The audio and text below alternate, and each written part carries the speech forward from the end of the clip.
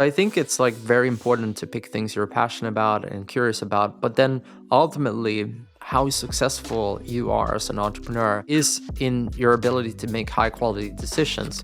This episode is very exciting, at least for me, because this is a conversation between me and Daniel Ek, who is the co-founder and CEO of Spotify. And we're here because of an exciting new announcement that they've just unveiled at an event last night. And that is all about audiobooks. So basically, audiobooks are now coming to Spotify. In this conversation, me and my new pal Daniel talk about a bunch of interesting things. Firstly, we talk about what this audiobooks feature means for the industry at large and how it's going to affect publishers and authors and, of course, readers and listeners. Secondly, we talk about Daniel's approach to building businesses. And Daniel talks about the frameworks that entrepreneurs can use to think about how they add value. And we talk about the balance between thinking and action. And Daniel shares some interesting and somewhat counterintuitive thoughts on what most entrepreneurs do wrong. I'm interested in solving, like many other entrepreneurs, big problems for people. I'm not so interested in creating, a gimmicky thing that people may find some amusement in, but next week move on to something else. I would look for a problem where it pays off to be faster.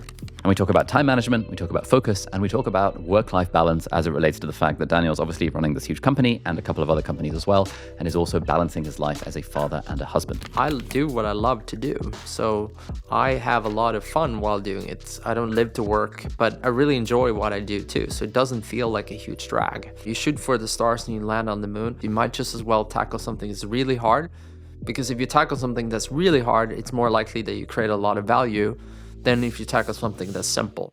Daniel, welcome to the podcast. Thank you very much. Thank you so much for having us here. This is an exciting time for you guys. Yeah, well, thank you so much for coming here to New York. I feel honored. Yeah, mate, first time in New York. Like it was incredible that you guys invited us out here. So you guys have recently announced the audiobooks thing. For people who might not have heard of what this is, can you give us a rundown of what does this mean for listeners? Yeah, sure. So the basics of what we announced is starting yesterday. Audiobooks, actually, all Spotify premium users in UK and Australia now have audiobooks as part of their package. So they get 15 hours worth of listening as part of their subscription from a library of more than 150,000 titles to choose from. So you'll have an amazing set of titles that you'll be able to listen to as part of your Spotify premium subscription. And then in addition to that, you can obviously top up for more hours if you like it, or purchase books on an a la carte basis, just like you could before. Yeah, I think it's going to be incredible. Like I've just got access to it on my Spotify app because obviously it's UK based. Yeah, and just the speed at which I can now sample audiobooks is great, because I don't need to worry about like a credit system where it's like a limited number of things per month and all that kind of stuff. Yeah, exactly right. And I think what's going to happen is, like you said, people are going to now take the bet on authors that they might have not otherwise done just because they're curious and interested. And a big problem with the previous credit model was you kind of had one shot. And so you're more likely to take the things you like and do that rather than bet on anything new. So the thing that probably excites me the most is just going to be seeing how consumption is going to be different and what kind of authors might do well in this world. And inversely also, there may be some authors that don't do as well as they normally would. So breaking into audiobooks, like it's a pretty old school system. Legacy providers, the publishing industry in general is quite like entrenched with like the big five publishers. How did you guys go about kind of becoming an entrant to this market, and I guess becoming the first viable competitor to Audible? Yeah, well, I think our DNA is a little bit different in that we started out respecting copyright and working with partners. There's a lot of tech companies that tend to take the approach, build a platform, and then whatever comes, and then eventually you get to a certain size where you kind of need to codify it and start adapting to the existing industries. We kind of take this approach, the inverse approach, where we don't mind going into something where you may even have a few big players. You work within the system to try to change it. So, a lot of people talk about disruption. I dislike the word because it typically kind of implies that you're wreaking a havoc on what's already there. And just like we did in music, we actually like working with the ecosystem, try to see if there's a win-win outcome where creators win and consumers win at the same time. So I think we took the same mindset that we had in music beforehand and applied it to audiobooks and said, we understand your problems, and we spent the better part of 2 years just trying to understand what their issues were fundamentally before we introduced a model. And the big realization was just like in music, there was one dominating player that was there before, and it was kind of stagnant in innovation. And just like in music, it was actually quite small number of people that were in this legal environment from where we thought the world should look like. If I look at Germany as a great example, in Germany, the book market is about half audiobooks and half physical books, and the same has now happened in Sweden. So if you think about that, I think the number right now is about 5% in the US, and probably, I would guess, I don't know the numbers, but probably a similar 5-10% in the UK. So that means that audiobooks is massively underpenetrated, and we need to bring innovation in order to do so. So by making this part of all Spotify members, we bring two things to bear. One is we bring scale straight away, which makes this exciting for publishers.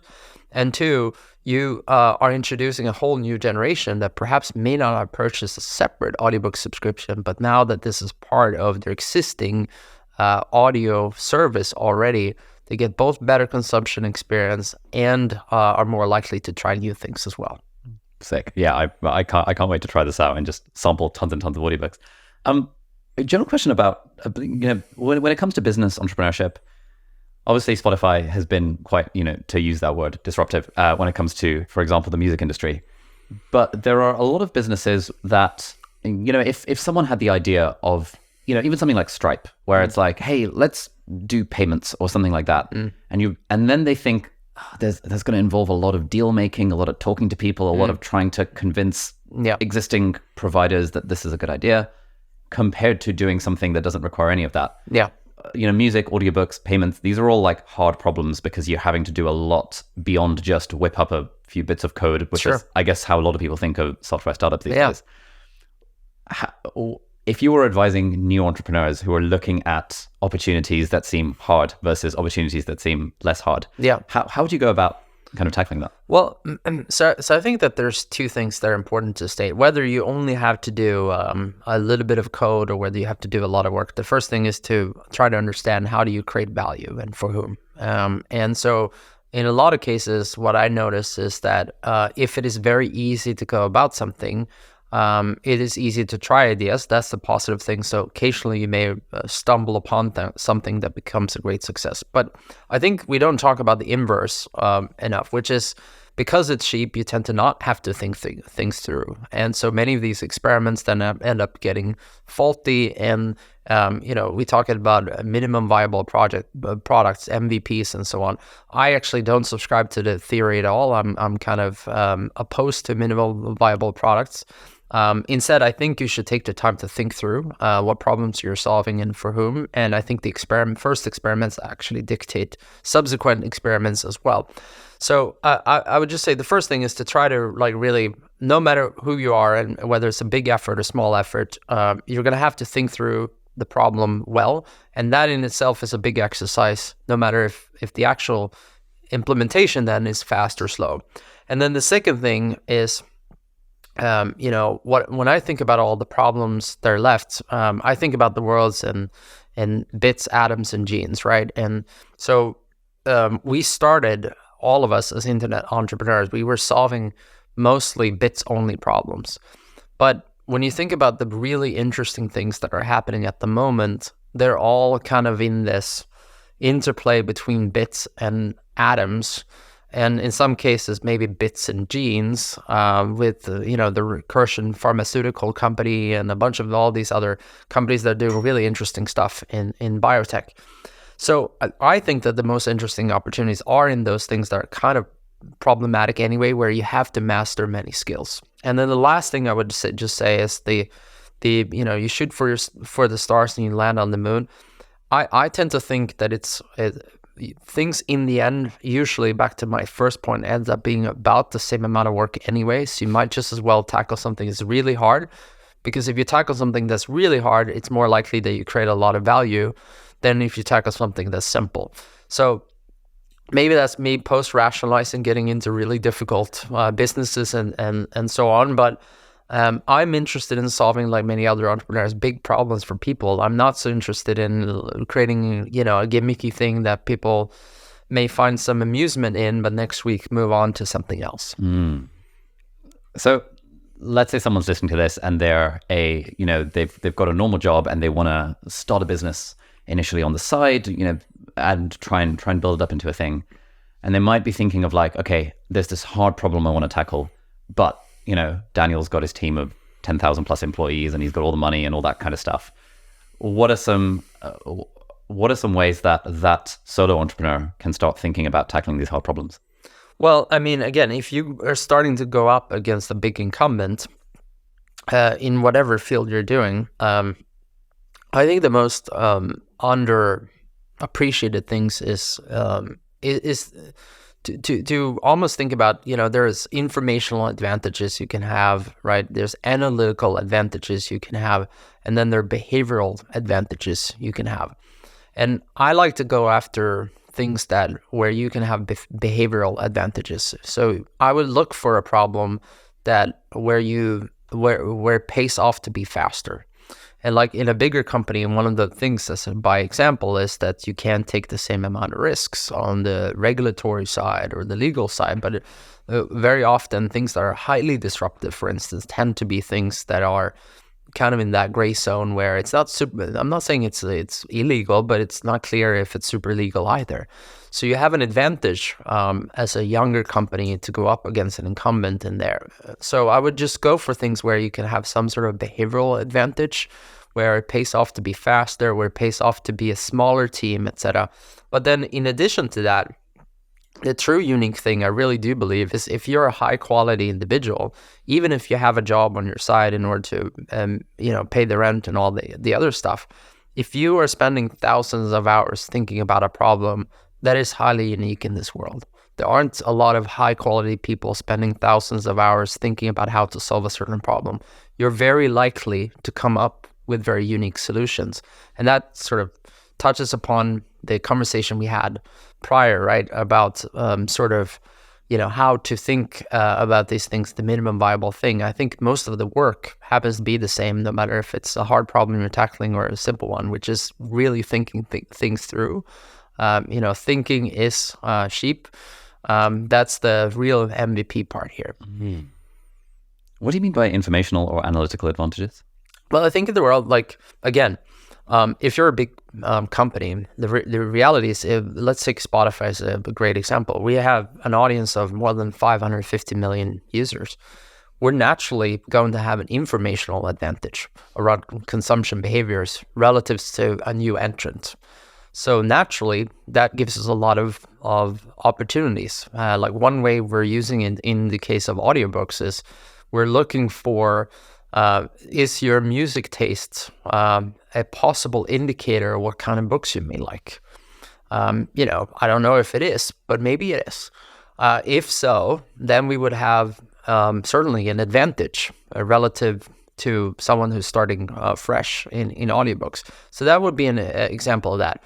An analytical advantage would be, for some reason, you happen to sit on the 50 experts in the world about this particular issue, every PhD we kind of bought up and have them locked up in a locker, then you may have some sort of analytical advantage. There's a much harder to kind of like understand, but investors typically talk about having sort of an informational advantage or an analytical advantage. But I think the most underutilized and underappreciated of them is when you can have a behavioral advantage. You can just behave in ways that other people can't or don't want to. And how did I guess in the early days of Spotify, you guys took a very different behavioral approach compared to what other people were doing. What did that look like back in the day? Well, I think back then it manifested itself in many ways, and I guess it also depends relative to other people. But one of the behavioral things we were a Silicon Valley type company out of Stockholm, Sweden. So relative to other European companies, we were way more Silicon Valley playbooks of scaling things, moving fast, technology being an enabler for various things. So against them, we did a lot of things very right. Against a Silicon Valley company, we were a European company. And that had certain other advantages.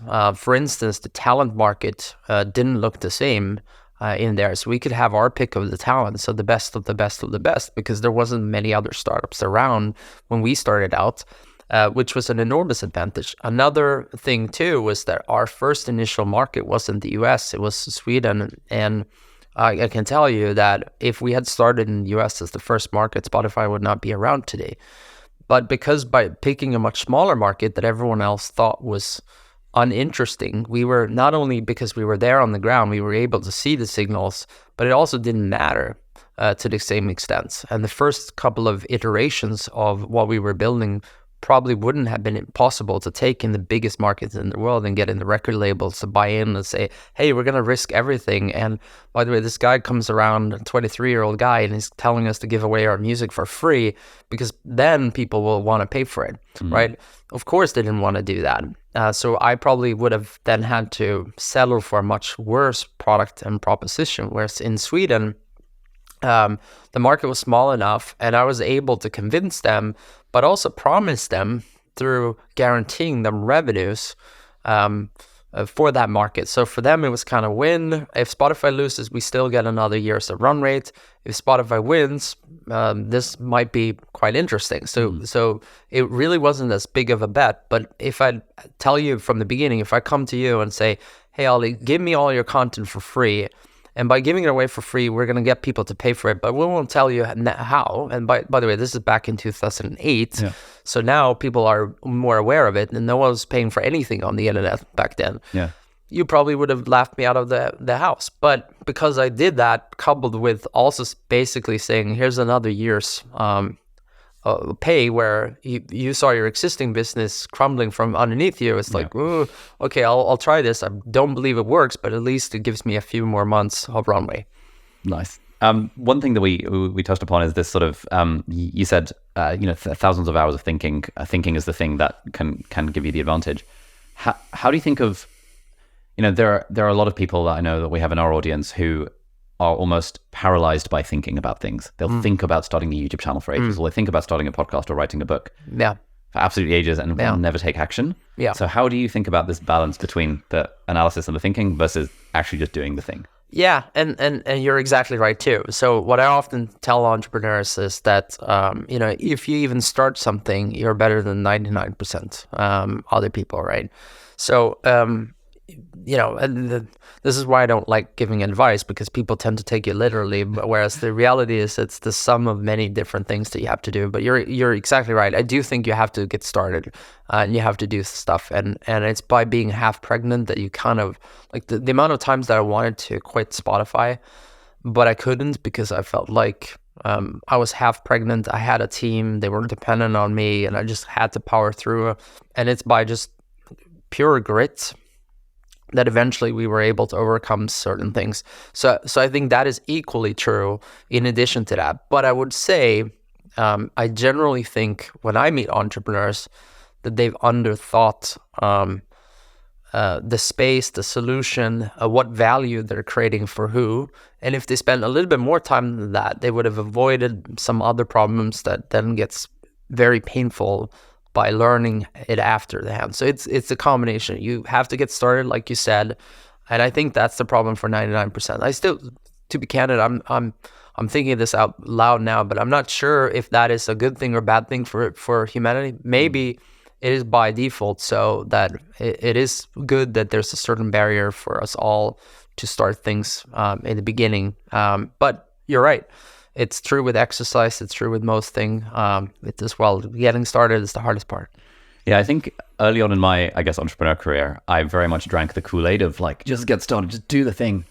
And now that I look back on it, I think that attitude served me in some parts of the journey, but it hamstrung me in other parts of the journey.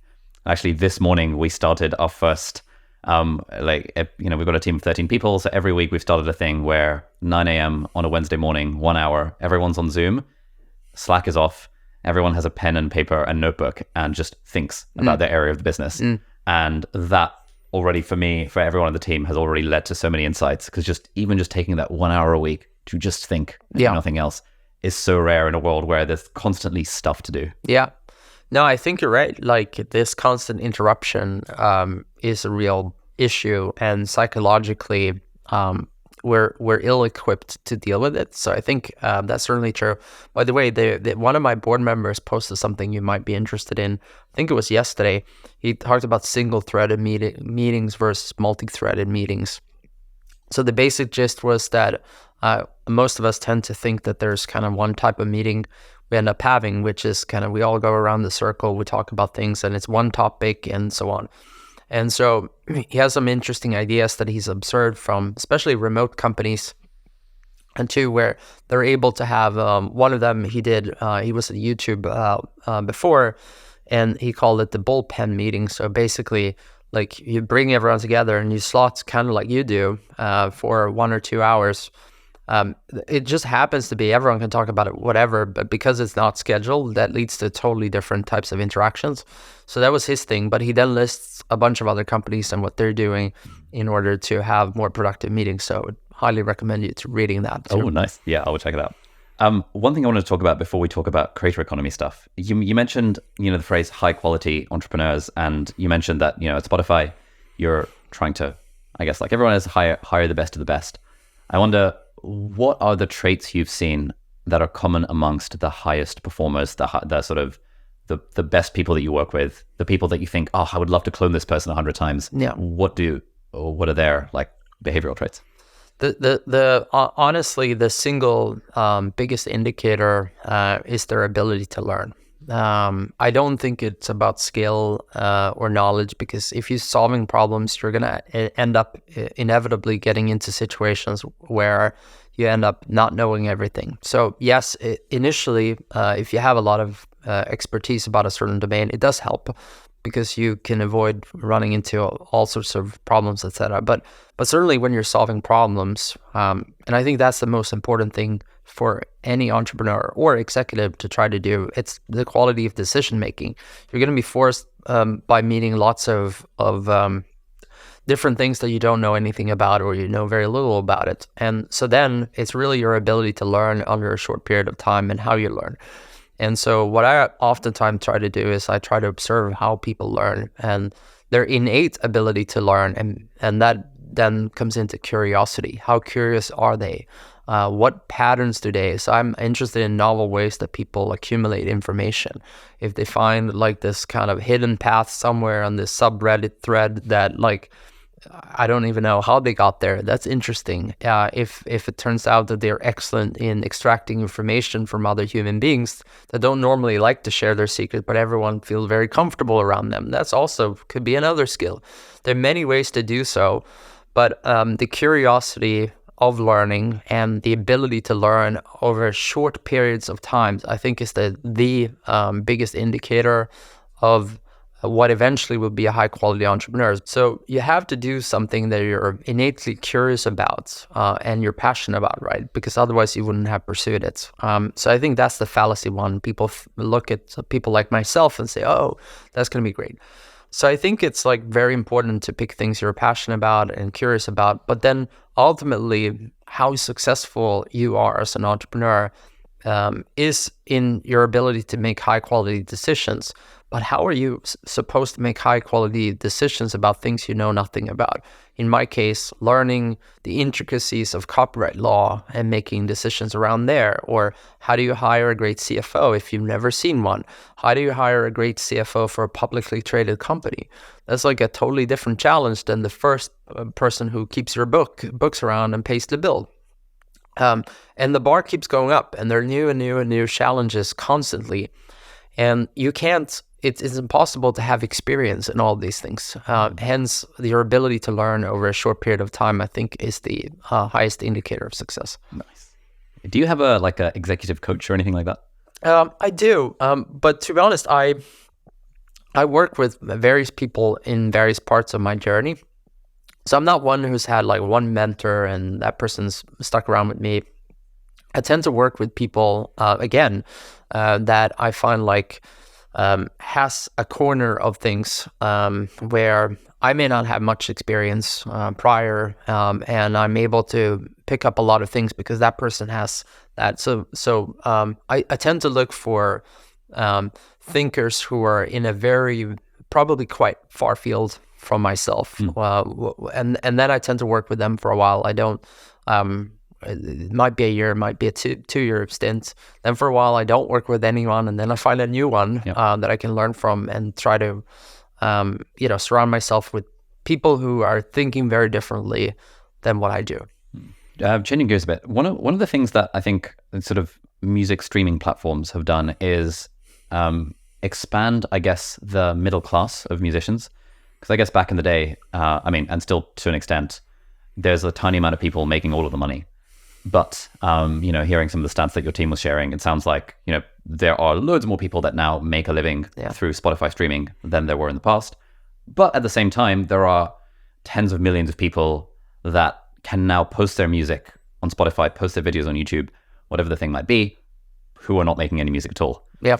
So I wonder, how do you think the audiobook thing in particular will change the way that creators or authors write books, and I guess the monetization side of that as well?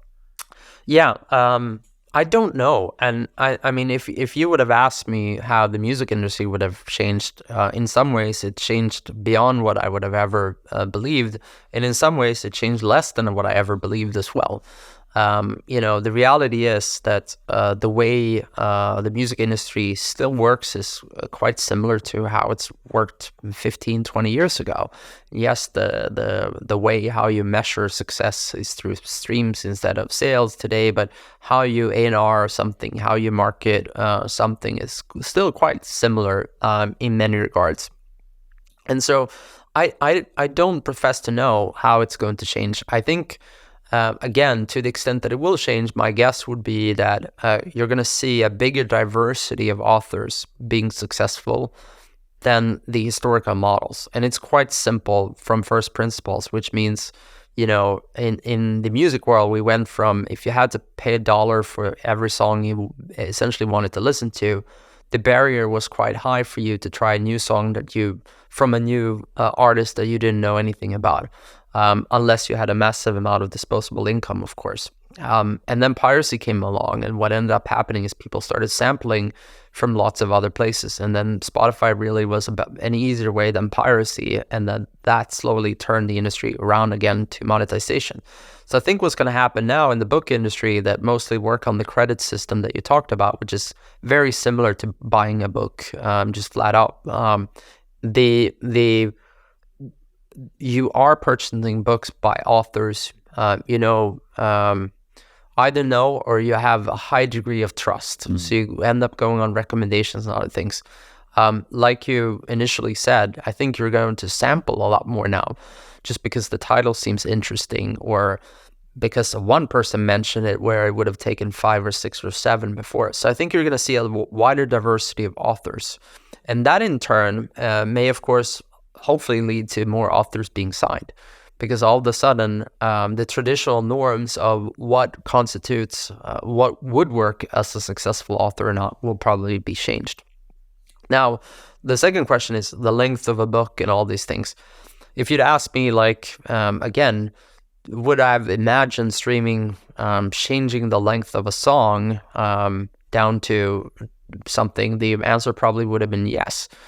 But in reality, there hasn't been an enormous amount. We went from about 430 to today 350, something like that. It's not changed to 30-second songs. It's still pretty much the same entity that it was before.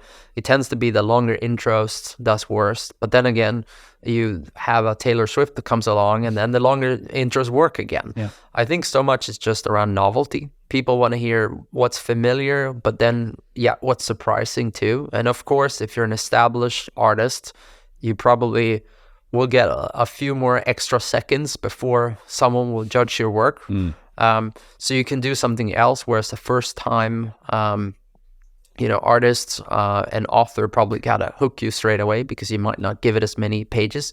So I think it will impact. But I think this is the beautiful thing, right, of having millions of people and having a platform that authors in the end are going to experiment with. We're going to see it. And I don't know. And I don't know what consumers will like and what will resonate. I don't know what authors will like, but I think it will be different. Yeah. I can't wait to see how the world changes. My book is coming at end of December, and so I was just thinking, damn, the introduction is even more important than what it was previously. Yeah. I'd love to talk just to end about productivity. So we were talking at the party yesterday. You mentioned you're a bit of a productivity enthusiast, and I'm curious because you're this ridiculously high-flying CEO of a massive, like, publicly traded company. Your time is on a massive premium. So what are the strategies that you and your team use to help you squeeze the most out of your time? Or is that even the way that you think about it? Yeah, it is how I think about it, because I think the most valuable thing you can invest is your time. And so on a personal basis, I can't say that I always succeed in doing it, but I do try to make sure that, again, very simple things, but make sure I have start the day in a perfect way. So one of the great things that I try to do is I try to not start the day by getting interrupted by phone calls, notifications, reading emails, and all those things, but just start the day with the first half an hour, just slow reading, things that aren't urgent, but are just thought provocative. I try to do exercise in the morning because it gives me more energy throughout the rest of the day, even if it's just a walk. Walk is actually my preferred thing, although I do more strength training these days because it's easier to fit into the schedule. So I struggle like most people, but I do try to, my morning ritual is incredibly important to set my mental state in the right thing. And it is boosting my productivity. That would be one thing. The other thing is I don't schedule as much things as you think.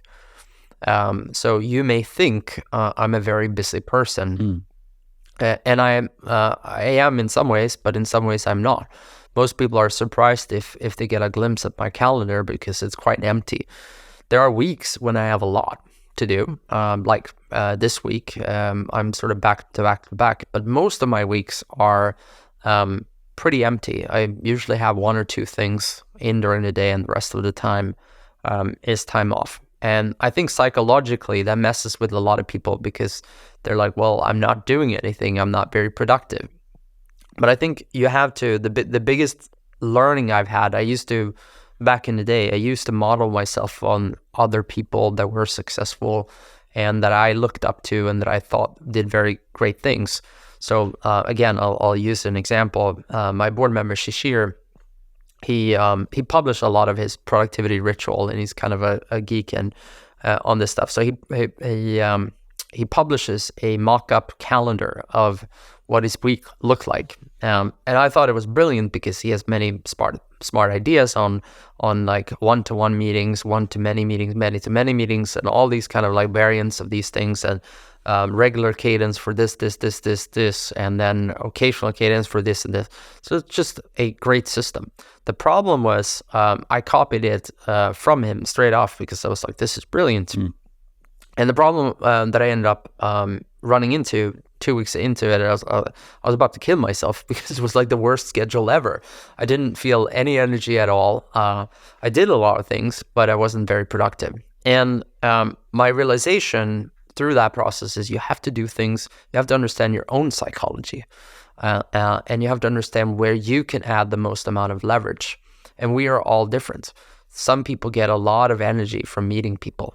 Some people are great delegators and get most of their work done because they're able to get other people to do the majority of the work, and they're kind of just the spider, kind of coordinating all of those things. Some people are more creative, and they are better off when you have 2 or 3 or 4 hours of blocked out time, and they need that in order to produce high quality work. So they don't do a lot, but they do fewer things of higher quality.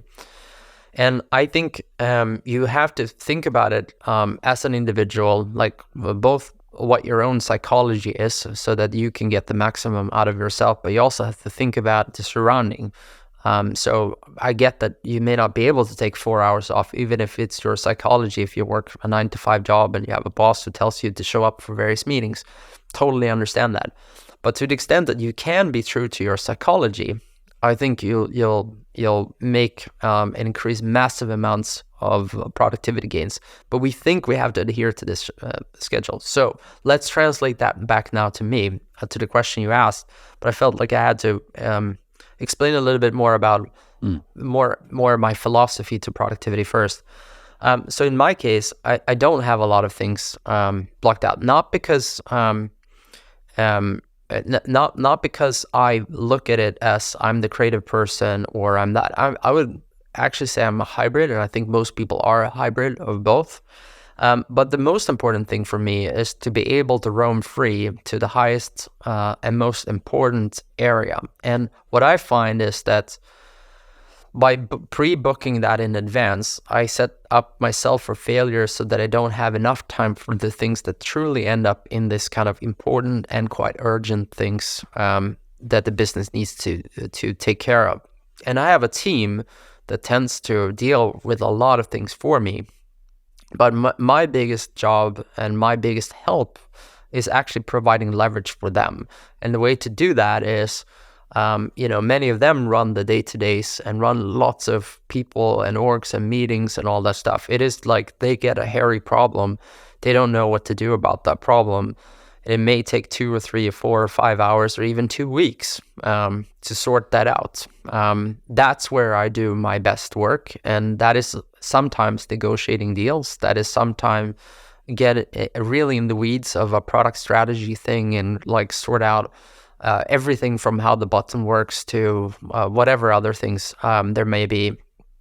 And sometimes that's almost like being a coach, interviewing everyone on the team, understanding why the team isn't working so that I can go to that leader and suggest what we should be doing differently. But that's because I like playing that part, and I feel useful in that part. And my psychology is one where I tend to want to have a lot of free time in order to jump to the highest value action. It's not so much that other leaders couldn't have done it differently and probably made it work very well for them as well. That's great. How do you think about the balance between, you want to do a lot of things versus the value of focusing on like 1 or 2 or 3 things? And I guess I'm curious because if we just think about Spotify, you guys are doing great music, and then you added podcasts, and now you've added audiobooks. I know that you've started a couple of other companies as well. You've got the health one, and there's one side of people that says focus on the single most important thing, but then there's like clearly sometimes more than one important thing. How do you juggle that balancing act? Yeah, it's funny you mentioned that. We have most of my senior executives here in New York at this moment, and I was just giving a talk about precisely that. And so one way I like to think about it is there's a framework called the Eisenhower matrix. The basic gist is it's a 2x2 grid: important, not important; urgent, not urgent. And cognitively, I think we struggle with everything that's urgent, both the urgent important and urgent not important. And I think most people are pretty good at procrastinate on the things that's not important and not urgent, right? Like we're able to kind of not do those things. I think we struggle in doing the urgent not important, and I think we struggle with the important and not urgent. Yeah. So those are the 2 quadrants to focus more on. And there it is really tricky. But I think the most important thing I would give as advice is if you keep your eyesight, if you don't think in increments of weeks and months, but you keep a balance between very long-term goals and you keep a balance of very short-term goals and go back and forth between those two and oscillate, which is very hard mentally for people to do, you're less likely to end up with a lot of urgent things, right? There should be very few urgent things that you need to do. And many things you think is urgent isn't that important, right? And you should be either delegating them or ultimately eliminating them. But psychologically, we're wired to want to deal with just the things that's urgent. And if it's not urgent now, even important things we'll struggle with. The key is to then try to create a forcing mechanism where you actually schedule those types of things too. So in my particular case, yes, there are a lot of things, and everyone thinks everything is really urgent. And this is where you have to be very hard to as a leader. I think the single hardest thing psychologically is we tend to want to be liked by our other people, But the hardest things to do as a leader is you have to have a very high bar for people, both in terms of what they need to do, but the high bar means it's unless it's a hell yeah, it's no, right, on almost everything. So I say no to so many very, very good ideas. But if they're not amazing, I won't do it. And every now and then, I find something that's amazing, like the healthcare thing, and I'm like, yeah, I need to do this. But there are only very, very few things that I can do myself. The rest of them I have to find able, competent people to do. Nice. Final question. How do you go about balancing the demands of being a CEO of a huge ass company with also being a husband and a father and like the personal side of things? Any tips? Yeah. Look, you should ask my wife about that one. No, but I think the most important thing again was I don't. The reality is that you can't be amazing in everything. That's the first thing you have to understand. And so if you're one thing I do hate is when people talk about work-life balance, because people talk about it as there being an equilibrium of some sort. And the reality is, I think you're going to be disappointed in life because my experience has been nothing is ever in balance. You're always going to be imbalanced in some shape or form. So if you think about it as entropy instead, you think about it as like, I don't work to live. I do what I love to do. So I have a lot of fun while doing it. I don't live to work, but it's the I really enjoy what I do too. So it doesn't feel like a huge drag. And if you're in a job where whatever you're doing feels like a huge drag, you should really try. I can sympathize if you can't at this moment, but you should really try to create a plan where you get out of that job. And so that means, in my case, work is very important relative to that. Am I going to be the most present father at the same time? If that means that it's time spent, that is the primary indicator. The reality is, if I think so, and am I going to be the best husband if that means that time spent is that, or the best brother or the best son by spending time? I think I lose, because I'm not going to be able to spend time, because I do spend a disproportionate amount of time on my work. And so I've gotten to grip with that. Now, what I do try to do is I try to increase the quality of my interactions, even if I have limited time. And so a huge part of what I do with my executive assistants, weirdly enough, is I plan work less and I plan all the private parts more. So I try to increase the quality of that. So as an example, one advice I ended up getting by someone, I think it was maybe 2 years ago or something, which was a wonderful thing, was that this was a father of a number of different kids, and he was struggling with this thing about how do I provide attention to each child. And then he realized that the single best thing he could do was to, I'm cutting to the chase because it's a longer story, but he realized that the best thing he could do was to spend one weekend individually with each child. And I think it ended up being 5 kids or something. So basically 10% of his weekends. Is that a good investment? Spending 10% of your weekends individually with each child?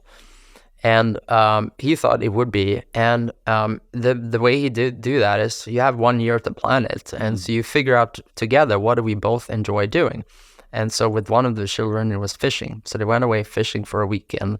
With another one, they like roller coasters. So they went to theme park and went like crazy. A third person may have been something else. And so I like that philosophy so much that I actually copied it to elsewhere in life too. I have my friend groups, and I try to, with my friends, I don't get to see them as often as I would like to, but I try to make something memorable with them. In my case, I like football a lot, so I tend to go watch games with my friends. We try to find memorable games where we can do something fun like an El Clasico, or I used to travel around to the Old Firm and like pretty much all of the derbies, rivalry around the world with one friend group. Another friend group, we like driving experiences, so we go to different places and do driving. So it's been about sort of finding out those different things, and I try to do the same with my daughters. One of them is more artsy, the other one is more activity driven. It likes to be outdoors and do lots of different things. So just finding that thing that ticks with them, spending that quality time, being present in that moment, no interruptions, no nothing. I know a lot of parents, and again, there's nothing wrong with that either, but I see it, and there's this tendency. You're kind of like, yeah, let's play, and then a work call comes in, and you're trying to do text, and you're not fully present either. So I try to make sure, at least, even if I can't spend as much time, to increase the quality of each interaction. Amazing. Daniel, thank you so much. This has been wonderful. I know you don't like giving advice, but if you had to give one piece of advice for anyone who's gotten to the end of this and who's been inspired by your story and by what you've built at Spotify, what would that be? Oh, wow. Yeah, I don't like giving advice, as you said. Well, I guess my biggest advice is stay curious and be focused on learning. The biggest investment you could do is in yourself, and it's how you spend your time, and you should spend it this appropriate amount of time in just learning things. It is fun to do so. You're gonna have more great social interactions with various people you may have not found commonality, and if you know something about them that you can relate to.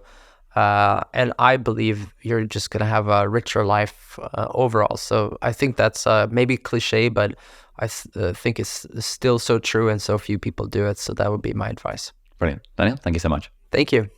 All right, so that's it for this week's episode of Deep Dive. Thank you so much for watching or listening. All the links and resources that we mentioned in the podcast are going to be linked down in the video description or in the show notes, depending on where you're watching or listening to this. If you're listening to this on a podcast platform, then do please leave us a review on the iTunes store. It really helps other people discover the podcast. Or if you're watching this in full HD or 4K on YouTube, then you can leave a comment down below and ask any questions or any insights or any thoughts about the episode. That would be awesome. And if you enjoyed this episode, you might like to check out this episode here as well, which links in with some of the stuff that we talked about in the episode. So thanks for watching. Do hit the subscribe button if you aren't already, and I'll see you next time. Bye-bye.